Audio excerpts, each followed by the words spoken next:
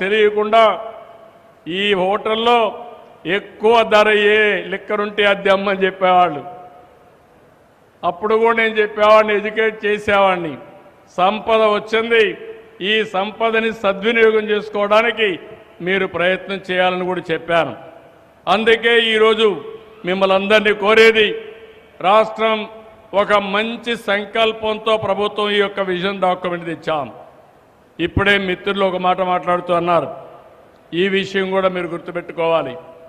ప్రపంచాన్ని మొత్తం ఎక్కడైనా చూడండి, ఒక ప్రభుత్వం కంటిన్యూగా ఉంటే తద్వారా అభివృద్ధి సాధ్యం.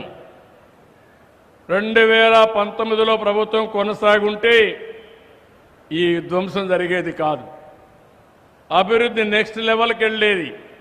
ఈరోజు భారతదేశంలో ప్రధానమంత్రి గారు నరేంద్ర మోడీ గారు 11 సంవత్సరాలుగా ప్రధానమంత్రిగా ఉన్నారు. దీనివల్ల అభివృద్ధి కొనసాగుతుంది, కంటిన్యూటీ వచ్చింది. అందుకనే మీరు చూస్తే ప్రపంచం మొత్తం భారతదేశానికి గుర్తింపు వచ్చే పరిస్థితి వచ్చింది. కొన్ని దేశాల్లో మనం చూసినప్పుడు ఎవరైతే ఒక టర్మ్ ఉండి నిరంతరం పనిచేస్తారో ప్రజలు కూడా దానికి అనుగుణంగా ముందుకు పోయి అభివృద్ధి సాధించే పరిస్థితి వస్తుంది. అందుకనే మనం అందరం గుర్తుపెట్టుకోవాల్సింది, రాష్ట్ర అభివృద్ధి జరగాలంటే సుస్థిరమైన ప్రభుత్వం ఉండాలి. సుస్థిరమైన ప్రభుత్వం ఉండాలంటే చదువుకున్న వాళ్ళు కూడా ఎప్పటికప్పుడు ముందుకొచ్చి సహకరించే పరిస్థితి ఉండాలి. భాగస్వాములు కావాల్సిన అవసరం ఉందని చెప్పి కూడా నేను మీకు తెలియజేస్తున్నాను. అందుకని ఈరోజు ఇవన్నీ చూసినప్పుడు నేను మిమ్మల్ని అందరినీ ఒకే కోరుతున్నా, నాకు రాజకీయాలు కొత్త కాదు. 4వసారి ముఖ్యమంత్రిని, 3 సార్లు ప్రతిపక్ష నాయకుడిగా చేశారు, సుదీర్ఘమైన రాజకీయం చేశారు.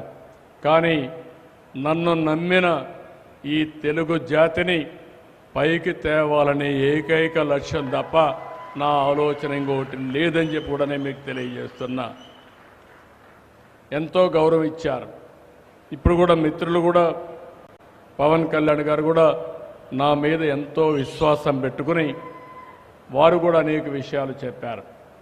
ఇది అనునిత్యం నాకు జ్ఞాపకం వస్తుంది. నిన్న కూడా నేను క్యాబినెట్కి పోతా ఉంటే, కలెక్టర్స్ కాన్ఫరెన్స్కి వెళ్తూ ఉంటే, నేను పోయే దారిలో ఊర్లో చూస్తే ప్రజలు స్వచ్ఛందంగా ముందుకొచ్చి మాకు 2 చేతులు చూపిస్తూ మీ మీద నమ్మకం ఉందని నవ్వు ముఖంతో మాకు స్వాగతం పలికారంటే అది ఈ ప్రభుత్వం పైనుండే విశ్వాసం. ఈ విశ్వాసాన్ని నిలుపుకోవడానికి అనునిత్యం పనిచేస్తున్నాం. 2 రోజులు నిన్న మొన్న మేఘోమదనం చేశాం కలెక్టర్స్తో. చాలా స్పష్టంగా చెప్పాను. నేను ఒకే మాట చెప్పాను, స్టేట్ ఫస్ట్, ప్రజలు మాకు ముఖ్యం తప్ప ఇంకోటి కాదని చాలా స్పష్టంగా ఆదేశాలు ఇచ్చాను. ఏ పని చేసినా ప్రజలను దృష్టిలో పెట్టుకొని పనిచేయండి, మానవతా దృక్పథంతో పనిచేయండి, హ్యూమన్ యాంగిల్తో పనిచేయండి, ప్రొసీజర్ కోసం పనిచేయొద్దని చాలా స్పష్టంగా చెప్పాను. రేపు రాబోయే రోజులు అవసరమైతే ప్రతి ఒక్క కలెక్టరేట్లో కూడా ఒక రిసెప్షన్ పెట్టి ఎవరైనా ఒక సమస్య వస్తే ఆ సమస్య పరిష్కారం చేయడానికి చొరవ చూపడమే కాకుండా ఒక ప్రజాసేవ చేయడంలో ముందుండాలని చెప్పి కూడా కోరాను. అంటే మనకందరికీ స్టేక్ హోల్డర్స్ ప్రజలు. అధికార యంత్రాంగం ఈరోజు ఉందంటే ఒక కలెక్టర్ ఉన్నా, ఒక సెక్రటరీ ఉన్నా ప్రజల కోసం ఇక్కడ ఉన్నారు. మేమందరం ఇక్కడ కూర్చున్నామంటే, మంత్రులుగా కూర్చున్నామంటే మీరిచ్చిన మ్యాండేట్తో ఈరోజు రాష్ట్రంలో ఇక్కడ కూర్చునే పరిస్థితికి వచ్చాం. ఇది మేము గుర్తుపెట్టుకుంటాం.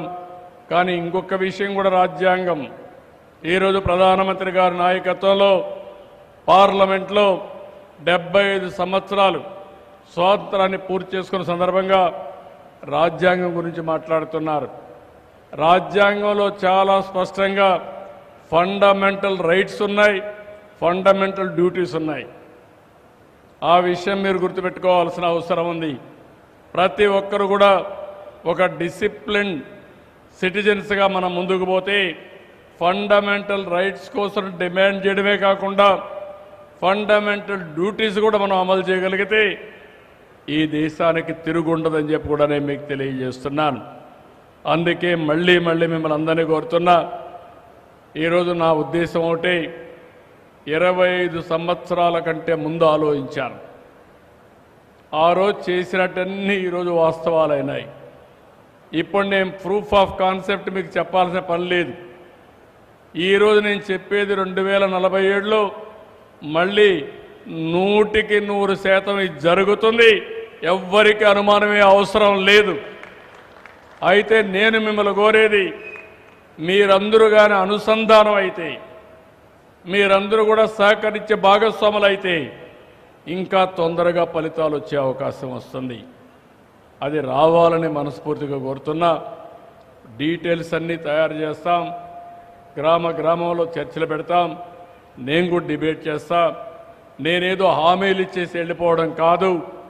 నేను చెప్పింది ప్రతి ఒక్కటి అమలు చేయడానికి, మళ్ళీ ఏం చేశామో ప్రూఫ్ ఆఫ్ కాన్సెప్ట్ కూడా మీకు చూపించడానికి మేమందరం కలిసి పనిచేస్తామని మీ అందరికీ తెలియజేసుకుంటూ, ఈరోజు రాష్ట్రంలోనే ఒక హిస్టారికల్ డే. ఇది చరిత్రలో చిరస్థాయిగా మిగిలిపోయే డే. ఇది ఎవరైనా 100 సంవత్సరాల తర్వాత ఎందుకు తెలుగువారు ఈ విధంగా ఉన్నారని ఆలోచిస్తే, పలాని రోజున స్వర్ణాంధ్ర విజన్ 2047 ప్రారంభించారు. దాని ప్రభావంతో నేను ఈ స్థాయికి వచ్చానని చెప్పుకొని ప్రపంచంలోనే తెలుగు జాతి నెంబర్ 1గా ఉండాలనేది ఈ ప్రభుత్వం యొక్క సంకల్పం. ప్రపంచానికి తెలుగోడి సత్తా ఏంటో చూపించాలని ఆ రోజే నందమూరి తారక రామారావు గారి ఆత్మకు శాంతి కలుగుతుందని ఈ సందర్భంగా మీకు విజ్ఞప్తి చేస్తూ, దీనికి మీరందరూ కూడా ఒక దృఢ సంకల్పం చేసుకుని ముందుకు ప్రయాణం చేయాల్సిందిగా మరొక్కసారి విజ్ఞప్తి చేస్తూ, చేస్తారని చెప్పి ఆశిస్తూ, ఇక్కడ ఉండేవాళ్లే కాకుండా, ఇక్కడికి వచ్చిన వాళ్లే కాకుండా ప్రతి ఒక్కరు కూడా ఒక్కసారి ఈ విజన్ చదవండి. ఇది మీకు, మీ కుటుంబానికి ఏ విధంగా వర్తిస్తుందో దాన్ని ఆలోచించి ప్రణాళికలు తయారు చేసుకోమని మరొక్కసారి అందరికీ విజ్ఞప్తి చేస్తూ, అందరికీ మనస్ఫూర్తిగా నమస్కారాలు తెలియజేసుకుంటూ అందరి దగ్గర సెలవు తీసుకుంటున్నా. జై హింద్, జై ఆంధ్రప్రదేశ్.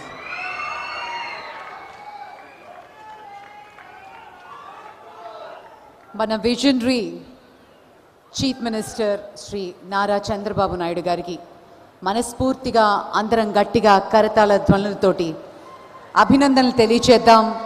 మన రాష్ట్రం కోసం, మనం కోసం ఒక బంగారం లాంటి విషయంతో ఇప్పుడు మనందరం ప్రతిజ్ఞ చేయబోతున్నాం. మీకు ఇచ్చిన పత్రాలని తీసుకుని అందరూ లేచి నిలబడవలసిందిగా రిక్వెస్ట్ చేస్తున్నాను.